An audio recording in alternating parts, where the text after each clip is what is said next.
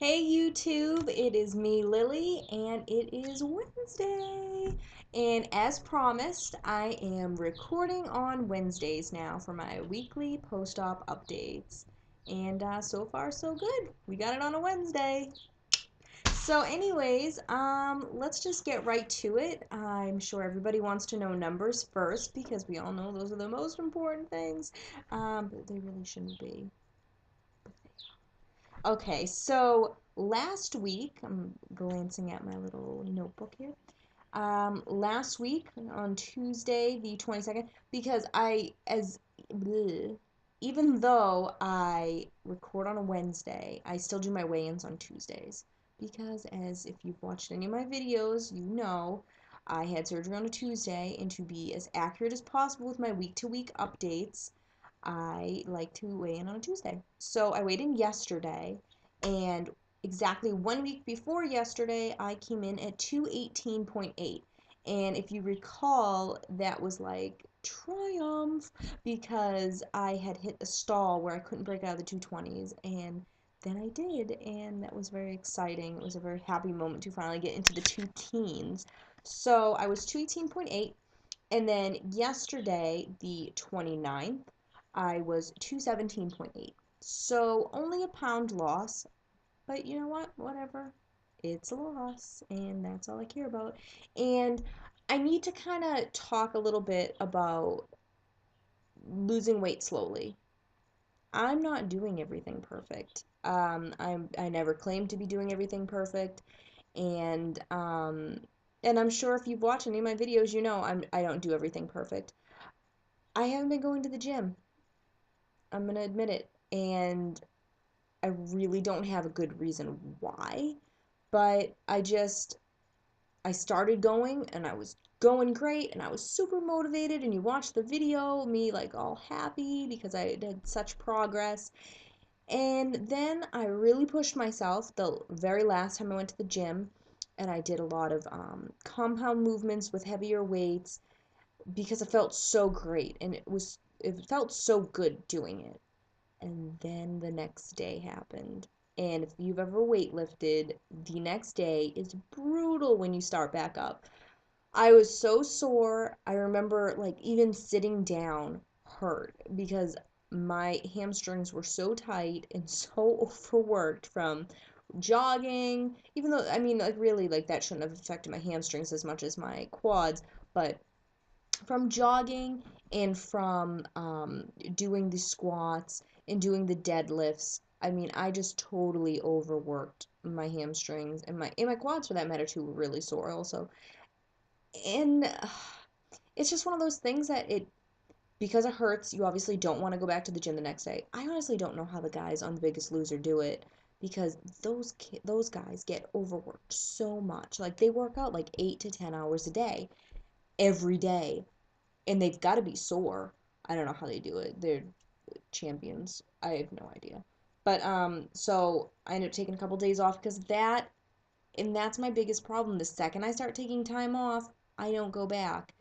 And I'm really struggling with getting the motivation to go back because I'm seeing weight loss because I'm obviously at a calorie deficit even though I'm not working out, but I would see such a bigger calorie deficit if I would just work out. So I'm gonna try today. So anybody who's watching this video today, Wednesday the 29th, just shoot me a message on Facebook, Shrinking Lily, and or message me on YouTube. You're already on it. You might as well just message me there.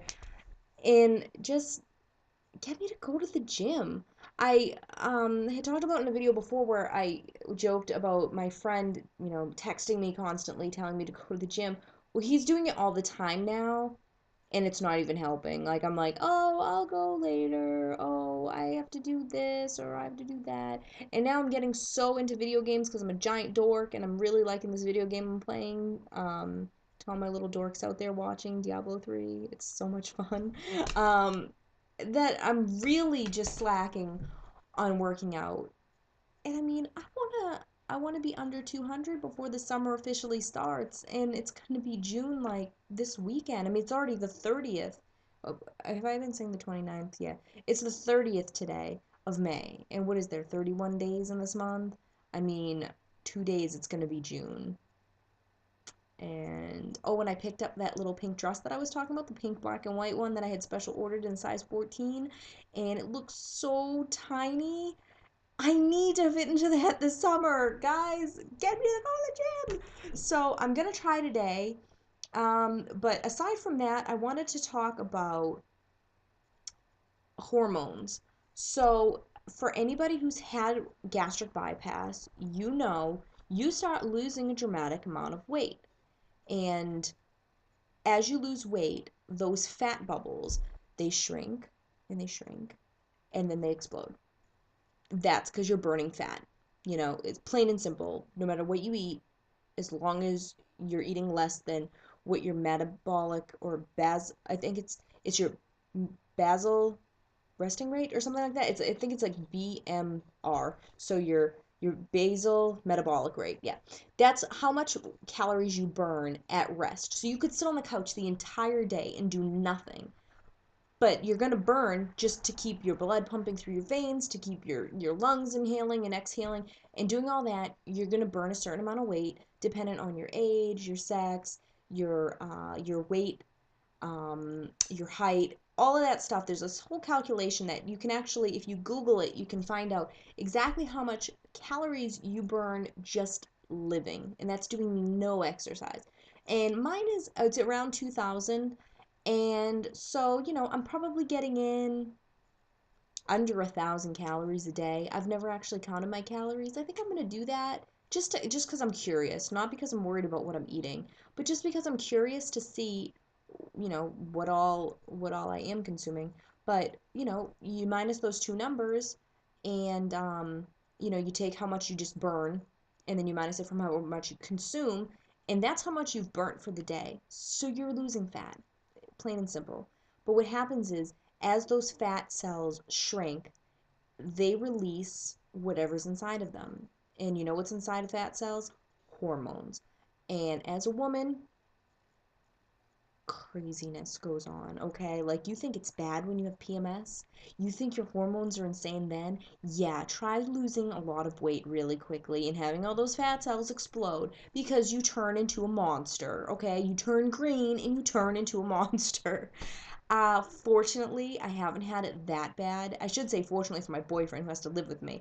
I haven't had it that bad, but I've definitely noticed I'm a little more irrational thinking than usual, and some things bother me more than others when they really shouldn't. And the worst thing about the hormones is I feel like I'm back in puberty. I am 28 years old and I'm breaking out like I was 12. And I think you can kind of see it. What I purposely did today was I didn't put any face makeup on. I just have like my eye makeup on, a little lip gloss, but I did purposely because I want to be real about this. And this is a real issue that people face after weight loss surgery and lose a drastic amount of weight. And you know what? It's even for people who haven't had weight loss surgery. If you lose a drastic amount of weight, it's going to happen. And I'm breaking out like crazy, and it's so irritating to me. It really is, like, to the point where I'm like, okay, if I leave the house, I have to put makeup on because I don't want people to see me all broken out. And to clear up your skin, you shouldn't wear makeup, to clear it up.